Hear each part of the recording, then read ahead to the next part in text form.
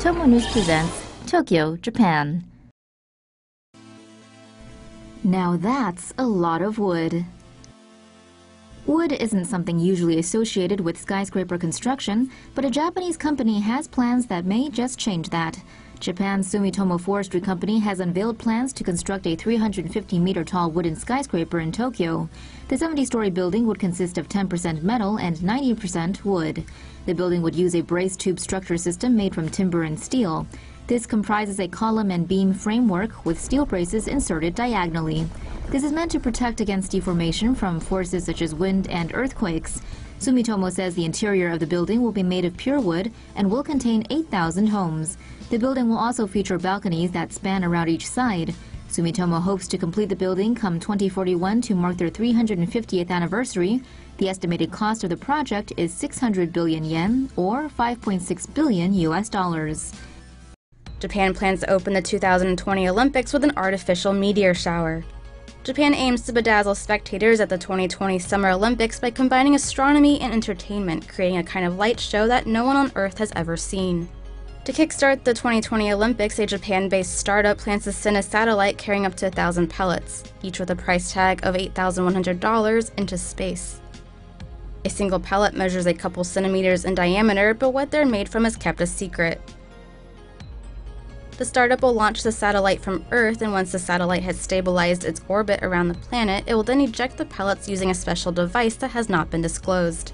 Once the pellets enter the Earth's atmosphere, they'll catch fire when they're about 40 to 50 miles from the ground. The pellets are coated in different chemicals so that the flames can emit different colors.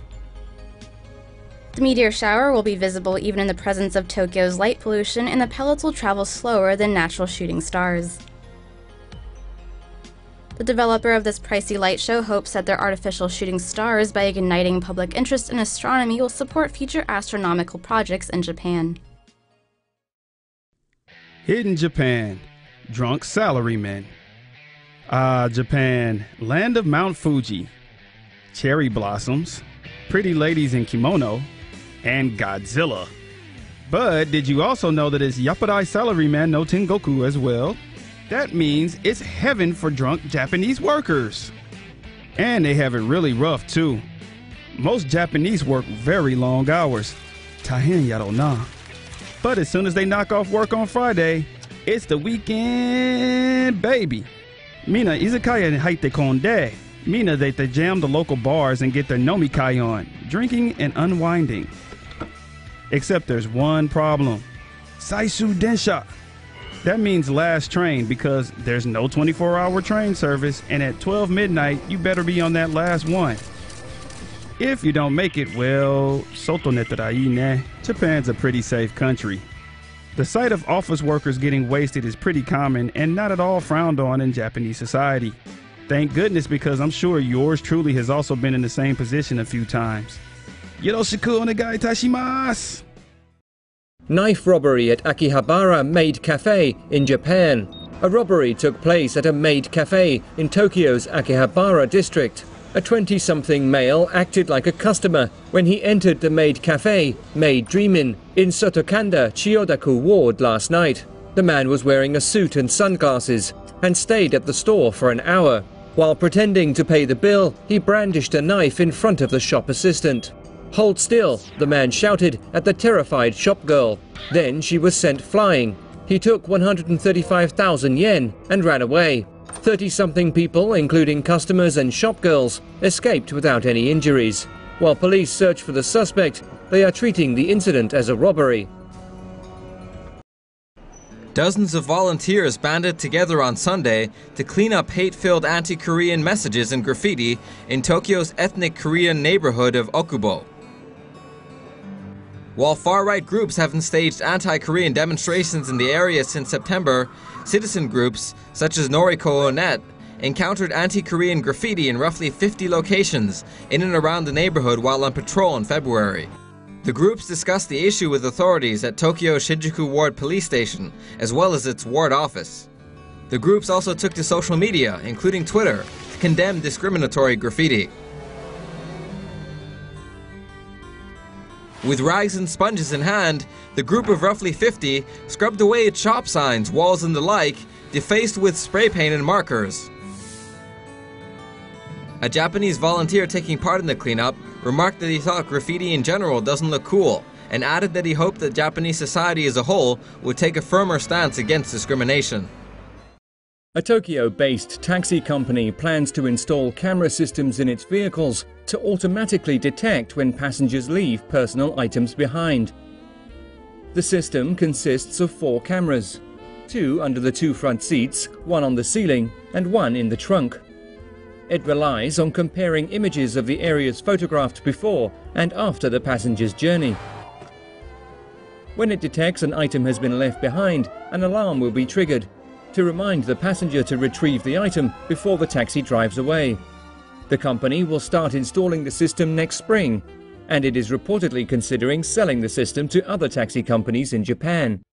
Monorail employees' snooze button leads to stranded commuters. A Tokyo Monorail station failed to open its doors on December 15th, causing morning commuters to miss the first train. The previous evening, the station attendant at New Seibijo Station finished his shift at midnight and locked up, then went to the staff break room to sleep. The morning shift began at 5 a.m. and the station needed to be open at 5:15. However, when the alarm went off at 5, the attendant turned off the alarm, as well as the automatic snooze function, and overslept. When early morning commuters arrived, they found the station still locked and empty, which led to 8 of them missing the first train. It wasn't until they walked to a neighboring station that staff realized that New Seibijo Station had failed to open. Tokyo Monorail has promised they will investigate and additional training programs will be put into place.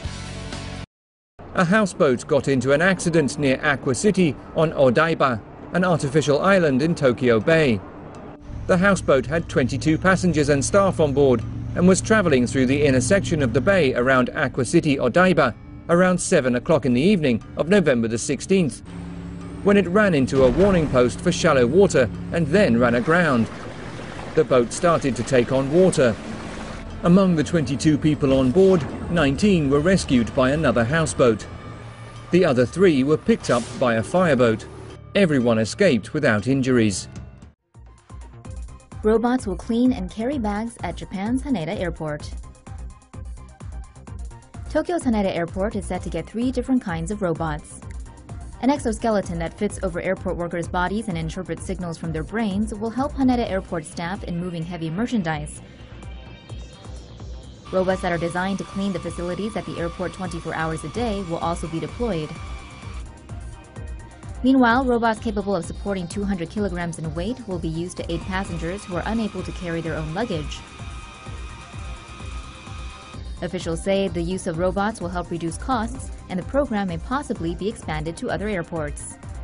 The concept of using robots at the airport comes ahead of an expected large influx of visitors to the Tokyo Olympics in 2020, with officials also hoping the program will bring worldwide attention to Japan's innovative technology.